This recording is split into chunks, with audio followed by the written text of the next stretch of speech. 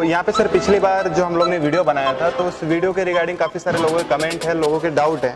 तो पहला डाउट जो है यहाँ पे चेयरमैन अमित तिवारी जी ने पूछा है कि भाई टोटल कॉस्ट मतलब टोटल खर्चा कितना आएगा including battery, motor, charging kit और जो भी एसेसरीज इसमें लगेगी, तो ओवरऑल कॉस्टिंग कितना जाएगा। फाइनल में मैंने कन्वर्ट कराई तो मेरे जेब से कितने रुपए कटेंगे इसमें। ठीक है, तो ये जो किट है तो ये टोटल अगर ये एंटायर किट लेते हैं आरटीओ अप्रूव्ड किट, तो जिसमें आपको 4 किलोवाट का मोटर, उसका ड्रम ब्रेक सिस्टम भी जो है तो आप बाद में भी मेंटेनेंस में पल्सर का ड्रम ब्रेक यूज कर सकते हैं। देन जो पैनलिंग दिख रहा है, पैनलिंग आ गया। देन वायरिंग हार्नेस, उसका डिजिटल मीटर, ये सब चीज़ें जो है, battery level indication, DC converter, MCB, ये एंटायर किट जो है वो 35,000 में आता है। Okay, including GST? नहीं, जीएसटी इसमें अलग से लगेगा, क्योंकि जीएसटी जो है तो वो हमारे पास में नहीं आता है, वो गवर्नमेंट को पे करना पड़ता है। तो 35,000 का ये कंप्लीट किट होता है। अभी ये किट के बाद में आपको बैटरी आप रेंट पे ले सकते हैं, स्वैपेबल सिस्टम से ले सकते हैं, या फिर अगर खुद परचेस करनी है तो अराउंड 450 रुपीज़ पर किलोमीटर के हिसाब से आपको बैटरी कॉस्ट जाता है। मतलब आपको अगर 100 किलोमीटर बाइक चलानी है तो अराउंड 45,000 तक का बैटरी आपको मिल जाता है। मतलब 45 बैटरी, 35 ये और प्लस जीएसटी मींस 90 के ऊपर 90,000 95,000 तक ये कंप्लीट किट जाता है। लेकिन अगर ये किट जो है तो आज मोस्ट सुटेबल जो है, जो कमर्शियल एप्लीकेशन में व्हीकल्स को यूज करते हैं, तो जैसे स्विगी, जोमेटो, मैकडोनल्ड, डोमिनोज, जो सेल्स में लोग काम करते हैं, जो सर्विस इंडस्ट्री में है, या फिर जिनको शॉप से डिलीवरी देना पड़ता है, मेडिकल स्टोर वाले, उनका डिलीवरी का काम है। क्योंकि आज के डेट में व्हीकल जो है पर्सनल यूज के लिए जितनी कंपनियां बेच रही है या फिर लोग यूज कर रहे हैं, तो आज इंडियन मार्केट और 4 साल पर्सनल यूटिलाइजेशन के लिए प्रिपेयर नहीं है, क्योंकि पर्सनल के रिक्वायरमेंट अलग होते हैं। तो ये हमारे किट डेवलप करने के पीछे का मकसद ही यही है कि जो लोग 80 kilometre, 100 kilometre, 150 kilometre, 200 kilometre per day का रन करते हैं, क्योंकि उनके लिए आज अगर 100 किलोमीटर भी कोई रन करता है तो 250 रुपीज मिनिमम फ्यूल कॉस्ट जाता है। मतलब 7,500 रुपए महीने का कॉस्ट हो गया। 90,000 रुपीज वो हर साल पे कर रहा है पेट्रोल के ऊपर, उसके लिए इफेक्ट करता है। और मेन खास बात क्या है कि इस किट की वजह से आपका जो मॉडल है स्प्लेंडर का वो एग्जिस्टिंग है। एग्जिस्टिंग मॉडल होने की वजह से आपको स्पेयर पार्ट का प्रॉब्लम नहीं है और सर्विस का प्रॉब्लम नहीं है, क्योंकि कोई भी लोकल मैकेनिक के पास ये रिपेयर होता है। एंड जो स्पेयर पार्ट है कहीं पे भी ऑल इंडिया कोई भी कोने में जाओ आपको स्पेयर पार्ट अवेलेबल है। ओके। और सर दूसरा क्वेश्चन ये लोग पूछ रहे हैं कि ओवरऑल अगर कॉस्टिंग देखने जाए तो 95 हमारा जा रहा है कन्वर्जन में, प्लस बाइक जो हमारी वो एक्स्ट्रा, तो 1 लाख के ऊपर ये जा रहा है। रेंज हम लोग को लगभग 100 के आसपास मिल रहा है, स्पीड भी लगभग 80 के आसपास मिल रही है। तो इसी के कंपैरिजन में नई इलेक्ट्रिक स्कूटर या नई इलेक्ट्रिक बाइक भी तो हमको मार्केट में अवेलेबल है सेम रेंज के साथ में, तो हम वो क्यों ना लें। हाँ, जब आप नई बाइक की बात करेंगे तो जब मोटरसाइकिल एंड स्कूटर को आप कंपेयर नहीं कर सकते, बराबर है। मोटरसाइकिल अलग होती है, स्कूटर अलग होती है। मोटरसाइकिल को मोटरसाइकिल के साथ में कंपेयर करेंगे तो यहाँ पे समझो इस परफॉर्मेंस की कोई भी मोटरसाइकिल अगर बनानी है तो 1,50,000 से कम में नहीं बेच सकते हैं। तो आज भी मार्केट में जो मोटरसाइकिल्स अवेलेबल है वो भी 1,50,000 प्लस की है। गवर्नमेंट की सब्सिडी कुछ दिनों के लिए प्रमोशनल एक्टिविटी में उन्होंने दी है, तो उसकी वजह से वो 35,000 36,000 कम में पड़ जाती है। ठीक है, तो आज वहां पे ज्यादा डिफरेंस नहीं है। लेकिन जो मार्केट में आज बाइक अवेलेबल है, क्या वो स्विगी, जोमेटो वाला या मैकडोनल्ड्स वाला यूज कर सकता है? अगर उसको यूज करेगा तो कितने दिन वो चलेगी? तो ये एक सवाल आ जाता है। दूसरी बात, आपके पास जो बाइक है वो बाइक के स्पेयर पार्ट्स एंड सर्विसेज अगर आप डीलर के ऊपर डिपेंड है या कंपनी के ऊपर डिपेंड है तो वो कितने दिन में आपको स्पेयर पार्ट अवेलेबल होगा? क्या आप आपकी बाइक 4 दिन, 8 दिन, 15 दिन पार्ट्स की वजह से खड़ी रख सकते हैं? नहीं। तो उसके लिए ये सबसे इंपॉर्टेंट है आज के कंडीशन के हिसाब से सर्विस, क्योंकि प्रोडक्ट बेचना आसान है, प्रोडक्ट इंपोर्ट करना आसान है, प्रोडक्ट को असेंबल करना आसान है, लेकिन सेल होने के बाद में उसका सर्विस देना ये सबसे चैलेंजिंग टास्क है। और वो चैलेंजिंग टास्क का सबसे पहले सॉल्यूशन हमने निकाला है कि इसीलिए मेजरली हमने कन्वर्जन पे ही फोकस किया है, और वो भी स्टैंडर्डाइज मॉडल की जिसके स्पेयर पार्ट इकोनॉमी मार्केट में अवेलेबल है एंड कहीं पे भी अवेलेबल है, सर्विस कहीं पे भी अवेलेबल है। ओके, जैसे कि नहीं इसमें आपने जैसे बताया कि ये जो बाइक है नॉर्मली जो स्विगी वाले हो गए, जोमेटो वाले हो गए, उनके लिए काफ़ी बेटर है, लेकिन जो नॉर्मल जो स्कूल जाते हैं या जॉब करने जाते हैं तो उनको तो कोई इतना हैवी काम के लिए तो रिक्वायरमेंट होती नहीं है। पर्सनली बस उनको यहाँ से ऑफिस जाना, यहाँ पे आना, ऑफिस लगभग 60-70 किलोमीटर जो भी उनका हो, तो उनके लिए तो नॉर्मल स्कूटर भी चल जाएगी या फिर नॉर्मल बाइक भी चल जाएगी। बराबर है। इसका फिर क्या मतलब, वो चाहे तो उस पर भी जा सकते हैं, उनके लिए वो भी ऑप्शन तो है। हाँ, अभी जो स्कूटर का कस्टमर है तो स्कूटर वाला स्कूटर ही पसंद करता है, मोटरसाइकिल वाला मोटरसाइकिल ही पसंद करता है। तो स्कूटर के लिए जो हमारे स्कूटर कन्वर्जन किट आ रहे हैं तो उसमें दोनों ऑप्शन हम लोग रख रहे हैं, इकोनॉमी भी और परफॉर्मेंस बेस वाला भी। अभी ये जो मॉडल है पर्टिकुलर, इसका जो परफॉर्मेंस आता है आपको 350 सीसी प्लस का आउटपुट आपने, परफॉर्मेंस में इसको कोई बीट नहीं कर सकता, वो तो मैंने चलाया, इसकी टेस्टिंग। अभी नॉर्मल यूजर का भी हम कैलकुलेशन करते हैं, जो समझो एक 40 किलोमीटर 50 किलोमीटर पर डे का रन होता है, तो उन पर्सन के लिए भी आज 40-50 किलोमीटर में भी 1 लीटर का पेट्रोल जाता है। 100 रुपए का पर डे का पेट्रोल कंजम्पशन हो रहा है, 3,000 रुपए महीने का हो गया, 36,000 रुपए साल का हो गया, 3 साल का बैटरी का वारंटी है, देन मोटर का वारंटी है। तो ये सब चीजों के हिसाब से अगर आप ROI देखेंगे तो 2.5 से 3 साल में नॉर्मल यूजर को भी ROI मिल जाता है। और बैटरी जो है उसका 1000 साइकिल का वारंटी है, तो 1000 साइकिल मिनिमम वो चलता है। एक चार्ज में वो 120 किलोमीटर जा रहा है, तो 1,20,000 किलोमीटर हो गए। 1,20,000 किलोमीटर मतलब आपका अगर कम रन है तो आपको बैटरी 5 साल 7 साल भी चल सकता है आराम से। और जहाँ पे समझो स्वैपेबल है तो उसमें लाख रुपए का प्राइस का कोई कंसल्ट ही नहीं है। 35,000 में किट बिठा दो, पर डे का जो बैटरी का चार्जिंग का कॉस्ट है उतना ही पे करो और यूज करो। दूसरी बात, आज अगर फाइनेंस नहीं है लोगों के पास में, समझो 1 लाख रुपए या 95,000 रुपीज एकदम से पे नहीं कर सकते हैं, बराबर है, तो फाइनेंशियल चैलेंज में है, तो वहां पे अभी ऑथोराइज अप्रूव्ड किट है। अगर पैसा नहीं है लेकिन अगर बैंक के पास में क्रेडिटेबिलिटी है, क्रेडिट स्कोर है उनका, तो कोई भी नेशनलाइज बैंक उनको लोन दे देती है कम इंटरेस्ट रेट में, क्योंकि RTO अप्रूव्ड किट है। दूसरी बात, बहुत सारे ऑप्शन में gogoevan.com के वेबसाइट पे भी इंस्टॉलमेंट फैसिलिटी अवेलेबल है। अगर आप वेबसाइट पे जाके चेक करेंगे तो सभी क्रेडिट कार्ड पे इंस्टॉलमेंट हो जाता है, डेबिट कार्ड पे भी इंस्टॉलमेंट फैसिलिटी अवेलेबल है। अभी HDFC बैंक का ऑलरेडी हमारा इनेबल्ड हुआ है, तो HDFC बैंक का आपका डेबिट कार्ड रहेगा तो भी वहां पे इंस्टॉलमेंट कर सकते हैं, तो वहां से भी परचेस कर सकते हैं। और बाकी बैंक्स का भी बहुत जल्दी उसमें इम्प्लीमेंट हो जाएगा। तो जैसे कि सर यहाँ पे आपने बताया मोटर और बैटरी जो है वो वारंटी में आती है, तो यहाँ पे जो वारंटी मिल रही है तो किस टाइप की वारंटी है, मतलब वारंटी है, गारंटी है, क्या है, कैसा रहेगा मतलब? हाँ, इसमें बैटरी का जो वारंटी आएगा, अगर आपने बैटरी परचेस किया है तो वारंटी का कंसल्ट आता है। अगर बैटरी का वारंटी आता है तो वो मैन्युफैक्चरर वारंटी है। लेकिन उसका सर्विस के लिए जो gogoevan.com के ऑथराइज कन्वर्जन सेंटर्स है या gogoevan.com का सिस्टम है वो आपको सपोर्ट करता है। प्लस मोटर कंट्रोलर जो होगा इसमें सर्विस वारंटी आता है। सर्विस वारंटी में क्या होता है कि अगर पार्ट खराब हो गया तो उसका जो पार्ट, अगर मोटर में तो कुछ पार्ट है ही नहीं, 2 बेरिंग्स है, वाइंडिंग है, मैग्नेट्स है एंड हॉल सेंसर है। समझो हॉल सेंसर खराब हो गया तो उसका नॉमिनल प्राइस है, पार्ट का प्राइस देना पड़ेगा। तो सर यहाँ पे जैसे कि ये जो किट है वो हम RTO अप्रूव सेंटर में ही फिट कराएंगे, मीन्स यहाँ पे कोई नॉर्मल बंदा अपना खुद तो फिट करेगा नहीं, जो भी फिट हुआ किट सेंटर में फिट हुआ, तो मे बी फॉल्ट होने के चांस बहुत कम रहेंगे। अगर उसमें भी अगर कुछ फॉल्ट आता है तो उसमें 3 साल की वारंटी में भी पार्ट्स के पैसे देने पड़ेंगे? हाँ, 3 साल के वारंटी में भी, क्योंकि ये सर्विस वारंटी है। सर्विस वारंटी में किट का सर्विस आपको मिलेगा, उसमें रिपेयरिंग का चार्जेस आपको नहीं देना पड़ेगा। लेकिन अगर कुछ पार्ट डैमेज हुआ है तो वो पार्ट का, पर्टिकुलर पार्ट का एक तो आपको पार्ट लाके देना होगा, हम फ्री में रिप्लेस करके दे देंगे, या फिर वो पर्टिकुलर पार्ट का आपको पैसा देना होगा। मींस अच्छा ठीक है, ये तो मैं समझ गया कि मान लो कोई भी पार्ट्स डैमेज हमारी वजह से होता है, कुछ एक्सीडेंट हो गया, कुछ वो हो गया, तो उसमें तो हम देंगे। लेकिन मान लो ये सेंटर से ही फिट होके गया, उसके बाद में अंदर कोई फॉल्ट निकल जाता है, मोटर के अंदर कुछ भी निकल जाता है, उसके लिए भी देना पड़ेगा? हाँ, मैन्युफैक्चरिंग डिफेक्ट है तो उसके लिए कोई चार्ज नहीं लगेगा। अगर कंपनी की गलती की वजह से या मैन्युफैक्चरिंग प्रोसेस के गलती की वजह से अगर कुछ फॉल्ट आता है तो उसके लिए वो पीस टू पीस आपको रिप्लेस करके दिया जाएगा। उसके लिए कोई चार्ज नहीं लगेगा। हमने कहीं ठोका पीटा, कुछ हमारी वजह से डैमेज हुआ तो उसका चार्ज देना पड़ेगा। उसमें सर्विस फ्री रहेगी, बस उसका चार्ज देना पड़ेगा। उसका चार्ज और आपने फिट करके दे दिया, अगर चलाते समय अंदर से कुछ भी जल गया, कुछ भी अपने आप हुआ, तो वो वारंटी के अंडर में इंक्लूड है। हाँ, अगर जो स्टैंडर्ड फिटिंग कंपनी का ऑथराइज सेंटर में हुआ है उसमें अगर कुछ भी प्रॉब्लम आता है तो हम रिस्पॉन्सिबल है। लेकिन अगर एक्सपेरिमेंट किया, किसी ने वायर शॉर्ट कर दिया, दूसरा कुछ यूनिट उसमें अटैच करने की कोशिश की, उसका एक्सेसिव ओवरलोडिंग किया, तो वो तुरंत हमें पता चल जाता है। अगर उस केस में फिर उसका वारंटी में आपको पार्ट्स का पैसा देना पड़ेगा।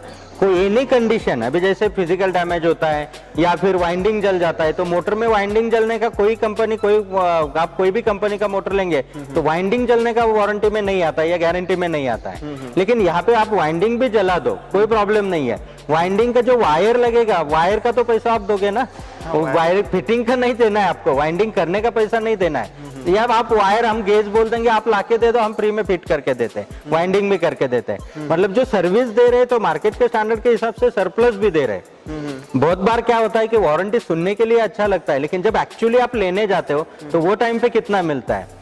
तो यहाँ पे हम लोग शुरू में बताते समय आपको रिस्ट्रिक्टेड बता रहे हैं, लेकिन देते समय जो मिल जाता है कि वो फ्री हैंड हम लोग रखते हैं वहाँ पे। अच्छा, तो जैसे कि आपने यहाँ पे कहा कि इस पे हम इंश्योरेंस भी क्लेम कर सकते हैं। इंश्योरेंस भी क्लेम कर, मान लीजिए अगर मेरी गाड़ी का एक्सीडेंट हो गया तो उस समय इंश्योरेंस क्लेम, मान लो आपके सेंटर में आ गया तो वहां से इंश्योरेंस क्लेम हो जाएगा और जो भी डैमेज पार्ट है वो सब कुछ हो जाएगा वहां से। हाँ, अभी इंश्योरेंस में जिस तरीके से इंश्योरेंस के नॉर्म्स के हिसाब से उन्होंने पार्शियल डैमेज के लिए कितना दिया हुआ है, फुल्ली डैमेज के लिए कितना दिया हुआ है, तो वो इंश्योरेंस कंपनी के नॉर्म्स के हिसाब से वो इंश्योरेंस क्लेम कर सकते हैं। ओके, मींस जो पार्ट वारंटी के अंडर में है वो वारंटी के मतलब अंदर से कुछ फॉल्ट आता है तो वो आप करेंगे, अगर बाहर से कुछ टूटता फूटता है तो उसके पार्ट्स के चार्ज देने पड़ेंगे, बाकी सर्विस फ्री में है। सर्विस और इंश्योरेंस में है तो फिर वो इंश्योरेंस में है तो इंश्योरेंस कंपनी उसका पे करेगी। ओके, तो सर्विस का हम नहीं लगाएंगे और पार्ट आपको इंश्योरेंस कंपनी दे सकती है, इंटरनल पार्ट का नहीं देगी। अगर एक्सीडेंटली मेजर डैमेज है तो उस केस में वो कंपनी दे सकती है, इंश्योरेंस कंपनी दे सकती है। ओके, तो सर यहाँ पे बहुत से लोग बोल रहे हैं कि कन्वर्जन में ही हमको 1 लाख रुपए चल रहा है, तो हम क्यों ना स्कूटर या फिर जो रिवॉल्व चल रहा है उसको क्यों ना खरीद ले। हाँ, तो वही मैंने बताया कि स्कूटर को आप कंपेयर नहीं कर सकते मोटरसाइकिल के साथ में। तो ये परफॉर्मेंस वाला मोटरसाइकिल अगर कोई भी कंपनी बनाती है तो 1.5 लाख से कम में नहीं बेच सकती है। तो इसको हम रिवॉल्व के साथ कंपेयर कर सकते हैं। हाँ, कंपेयर करना है तो जो आप इसका ट्रायल लेंगे हाँ, तो, वो तो मैंने चला के देख लिया। हाँ, चलाने स्पीड, परफॉर्मेंस, पिकअप उससे बहुत सरप्लस है। ठीक है। दूसरी बात, इसके मेजर जो एडवांटेज मिल रहा है कि वो जो गाड़ी बनी हुई है तो वो इंडियन रोड कंडीशंस के हिसाब से, इंडियन यूजर के माइंडसेट के हिसाब से या फिर इंडियन जो टेरेंस है उस हिसाब से बनी है क्या, उसका फोकस जो है वो पर्सनल यूजर बेस पे है। ठीक है, तो स्टाइलिंग एंड वो यूजर बेस, और हमारा फोकस जो है वो commercial application, rough and tough, farmers use करे, डिलीवरी वाले यूज करे, कोई भी कैसा भी यूज करे, इंडिया में कहीं पे भी यूज करे, कोई भी पार्ट चढ़ाए, कोई भी घाट सेक्शन में जाए, इसको कुछ नहीं होने वाला है। तो मतलब जो एक्चुअली इंडिया को प्रोडक्ट चाहिए रफ एंड टफ, कोई कैसा भी यूज कर सकता है, तो वो मेन हमारा फोकस है। ठीक है, वैसे की बात जो आती है तो आप भले सस्ते में मिल गया और काम ही नहीं कर पा रहा है तो वो सस्ता भी महंगा पड़ जाता है।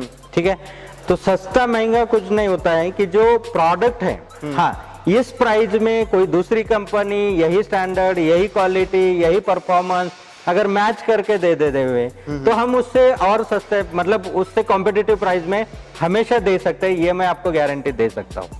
ओके, तो मीन्स ये जो बेसिकली आपने जो ये बाइक कन्वर्जन किया है ये कमर्शियल पर्पस के लिए है।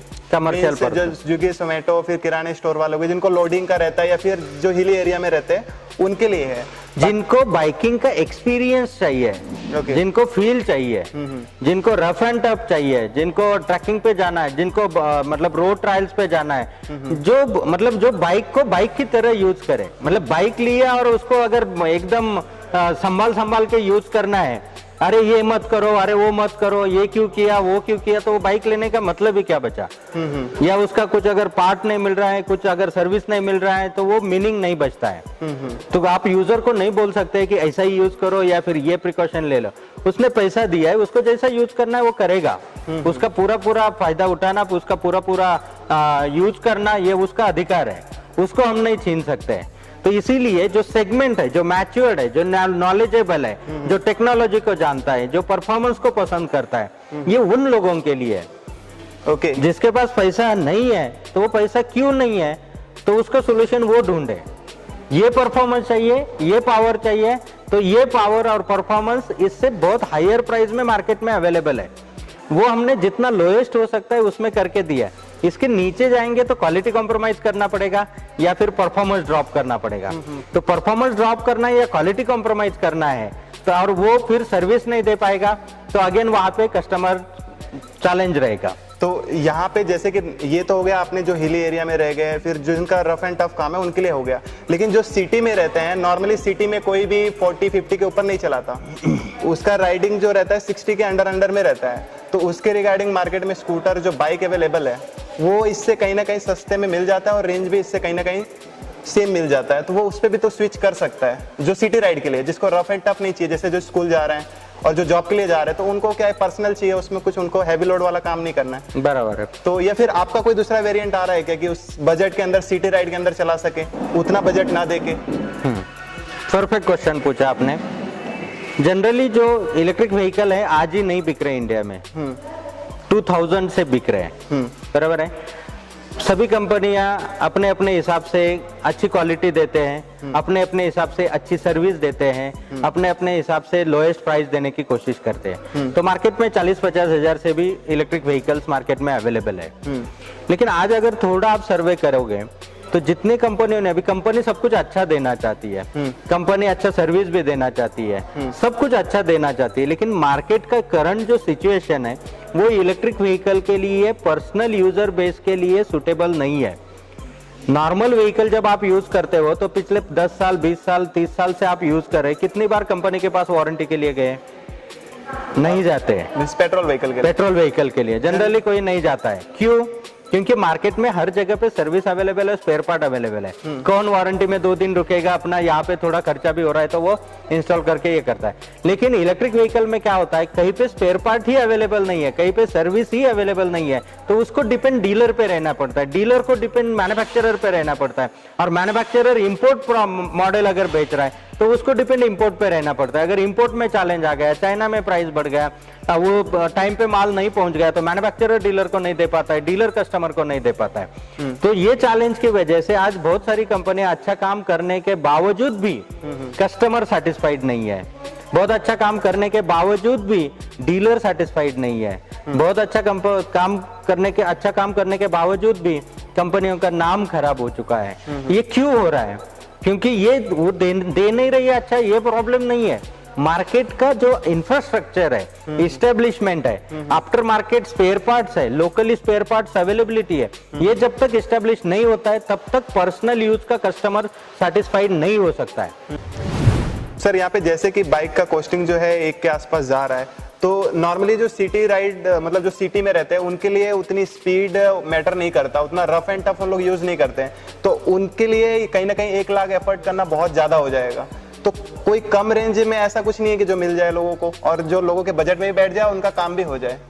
ठीक है, इसमें भी 1 लाख अफोर्ड करना मतलब बैटरी परचेस करते तो 1 लाख का उनको वो तो लेना ही पड़ेगा ना सर। हाँ, अगर नई परचेस करते, सैपेबल लेते तो 35,000 में ही हो रहा है। दूसरी बात, नए जो मॉडल हम लोग डेवलप कर रहे हैं, क्योंकि इंडिया में अभी गवर्नमेंट ने भी सब्सिडी जो दिया हुआ है, लेकिन लिमिटेड क्वांटिटी पे दिया हुआ है, तो वो कितने लोगों तक पहुंचेगा आपको परचेस करने तक, या फिर हमें मॉडल डेवलप करके डिलीवर करने तक वो बचेगा, रहेगा नहीं रहेगा, वो डाउटफुल है। लेकिन जो कम स्पीड वाला और इकोनॉमी इसके लिए, जो डिलीवरी सेगमेंट के लिए भी एंड जो पर्सनल यूज के लिए एक नया मॉडल हम लोग डेवलप कर रहे हैं, लेकिन उस मॉडल में वो मॉडल ऐसा दे रहे हैं कि 100% पार्ट्स इंडियन मेक रहेंगे, उसमें मेंटेनेंस मतलब प्लास्टिक पार्ट कोई भी नहीं रहेगा, सभी मेटल पार्ट्स में ही वो आएंगे, एंड कंप्लीटली एल्यूमिनियम स्ट्रक्चर में उसको डेवलप कर रहे हैं। तो वो प्राइस वाइज भी कम रहेगा, परफॉर्मेंस में बेटर रहेगा, मतलब नॉर्मल कंपेरेटिव व्हीकल्स के इसमें परफॉर्मेंस में बेटर रहेगा, लेकिन उसमें मेन जो टेक्नोलॉजीज हम लोग यूज कर रहे हैं, तो मैन्युफैक्चरिंग प्रोसेसेस को इतना सिंप्लीफाई कर रहे हैं कि उसको हम लोग अच्छी क्वालिटी भी एक बजट प्राइस में उसको डिलीवर कर सकते हैं। क्योंकि आज नॉर्मली देखने जाए ना तो इलेक्ट्रिक कन्वर्जन या हाइब्रिड कुछ भी करते हैं ना, नॉर्मल पीपल से जहाँ से जितना मैं बात करता हूँ, उनका बजट है ना 30 to 40 के बीच में रहता है, इंक्लूडेड बैटरी। बोले मैं लास्ट टू लास्ट 40 तक मैं एफर्ट कर सकता हूँ, उससे ज्यादा मैं पुरानी बाइक के लिए एफर्ट नहीं कर सकता, इससे अच्छा मैं अपनी नई इलेक्ट्रिक व्हीकल ले लूँ। तो उस बजट के अंदर अगर कोई नया आता है तो मीन्स सभी लोग उसको यूज कर सकते हैं। हाँ, उसके लिए अभी कैसा है कि 30-40,000 में अगर आपको रेंज चाहिए और बैटरी का कॉस्ट आप निकाल लेते हो, लिथियम बैटरी चाहिए, तो वो टेक्निकली रॉन्ग एक्सपेक्टेशन है, बराबर है। मतलब मुझे फ्लाइट से भी जाना है और बस का टिकट पे करना है, तो वो पॉसिबल नहीं है, बराबर है। तो उसके लिए आइदर मुझे फ्लाइट का कैपेसिटी मेरा लाना पड़ेगा या फिर बस से कॉम्प्रोमाइज करके मुझे जाना पड़ेगा। तो बस का टिकट में बस से ट्रैवल कर सकते हैं, फ्लाइट का टिकट निकालेगा तो फ्लाइट से ट्रैवल कर सकते हैं। तो इकोनॉमी मॉडल में सेकंड वर्जन आएंगे, लेकिन उस हिसाब में वो मतलब वहां पे फिर क्या हो जाता है कि नहीं, फिर इसका तो 50-60 का स्पीड मिल रहा है, हमें तो 80-90 का स्पीड चाहिए। तो वो दोनों ऑप्शन अवेलेबल रख सकते हैं इन फ्यूचर। 26 जनवरी को जो हम नेक्स्ट लॉन्च कर रहे हैं, तो उसमें आने वाले 26 जनवरी को तो वो मॉडल भी आपको मैं प्रेजेंट करूंगा कि जो अभी सिंप्लीफाई मैन्युफैक्चरिंग टेक्निक से हम लोग बना रहे एंड लार्ज स्केल प्रोडक्शन के हिसाब से जो बना रहे एंड कंप्लीट बाय एल्यूमिनियम में रहेगा। मतलब कहीं पे भी उसमें एमएस या फिर करोजन हो सकता है, ऐसा पार्ट यूज नहीं किया जाएगा, और वो रफ एंड टफ भी रहेगा एंड इकोनॉमी भी रहेगा। तो दोनों चीजें का अचीवमेंट वहां पे कर रहे हैं। दूसरी बात, जो प्राइस रेंज आप बता रहे हैं, वो प्राइस रेंज में नॉर्मल कस्टमर को लेने के लिए बैटरी परचेस करने की जरूरत नहीं है। तो किट भी उनके प्राइस रेंज में आ रहा है 35,000 में, और बाइक भी नया अराउंड 35-40,000 में दे सकते हैं, उनको बैटरी परचेस नहीं करनी है। तो जो आज लोगों का रेंज का एक्सपेक्टेशन है और बैटरी का प्राइस है, तो उतने की बैटरी हो जाती है। अगर 50-60 किलोमीटर भी चलाना है तो भी अराउंड 25-30 हजार की बैटरी हो जाती है। तो 10,000 में तो गाड़ी नहीं बन सकती है, बराबर है। तो गाड़ी जो है अच्छे क्वालिटी की, अच्छे स्टैंडर्ड में, अच्छे परफॉर्मेंस के साथ में 40-50 हजार में गाड़ी दे सकते हैं। बैटरी स्वैपेबल यूज कर सकते हैं या फिर रेंट पे ले सकते हैं। फिर स्कूटर को लेके आ सकते हैं 40-50 के रेंज में। हाँ, स्कूटर भी आएगा ना, लेकिन स्कूटर भी आएगा तो चाइनीज पार्ट नहीं रहेगा उसमें या प्लास्टिक पार्ट्स नहीं रहेगा, वो पूरा मेटल पार्ट्स में और पूरा रफ एंड टफ। मतलब मेन हमारा जो मेन मकसद है कि इंडिया में कोई भी कोने में कोई भी इंसान कैसा भी यूज करे, वो गाड़ी खराब नहीं होनी चाहिए। मेन ये पर्पज के हिसाब से हम डेवलप कर रहे हैं, क्योंकि आज के डेट में जनरल मॉडल के बहुत सारा इन्वेंट्री भी हमारे पास में है, लेकिन हम डिलीवरी नहीं कर रहे। क्यों? क्योंकि आज यूजर का जो माइंडसेट है वो हिसाब से वो हमें ही पसंद नहीं आ रहा है। तो सर, यहाँ पे मार्केट में जो भी पुरानी स्कूटर हो चुकी है, जो उसको इलेक्ट्रिक में कन्वर्ट करना चाहता है, तो उसके लिए भी आपने कुछ सोचा है क्या? हाँ, जो एग्जिस्टिंग स्कूटर्स है, लोगों के बजट में बैठ जाए, जो एग्जिस्टिंग स्कूटर्स है, और उसमें समझो 2 टाइप के किट बनते हैं, एक तो हाइब्रिड बनेगा या फुल इलेक्ट्रिक बनेगा।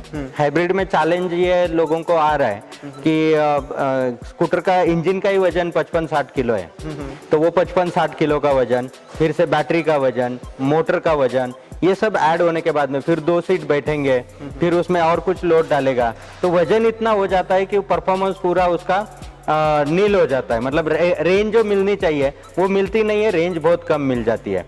तो कुछ लोग अभी पसंद कर रहे हैं कि फुल्ली इलेक्ट्रिक कन्वर्ट करने के लिए। हाँ, लेकिन तो स्कूटर में हाइब्रिड करना हो या फुल्ली इलेक्ट्रिक करना हो, तो इतने लो परफॉर्मेंस में हम अपने ब्रांड से नहीं लॉन्च कर रहे हैं, लेकिन उसका टेक्नोलॉजीज हमारे पास में है, कंपोनेंट्स हमारे पास में है। अगर कोई भी कंपनी उनके ब्रांड से लॉन्च करना चाहती है तो उनको हम पूरा सपोर्ट करने के लिए रेडी है। स्कूटर का अगर आपको लो परफॉर्मेंस वाला, मतलब जैसे 1200 what rated power, 2400 what peak power वाला किट है, उसके साथ में आपको समझो 24 एच का बैटरी देना है, जिसमें 40-50 किलोमीटर का रेंज आ सकता है।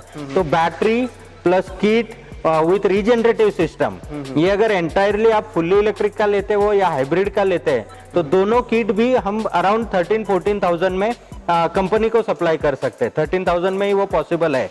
तो 13,000 में कंपनी को सप्लाई कर सकते हैं, वो 17-18,000 में मार्केट में लॉन्च कर सकते हैं। उनको आरटीओ अप्रूव करवा के लेना है, तो उन प्रोसेसेस में भी हम लोग हेल्प कर सकते हैं। मतलब जो भी कंपनियां अगर या फिर कोई भी करना चाहता है तो उसके लिए पार्ट्स हमारे पास में अवेलेबल है, टेक्नोलॉजीज अवेलेबल है।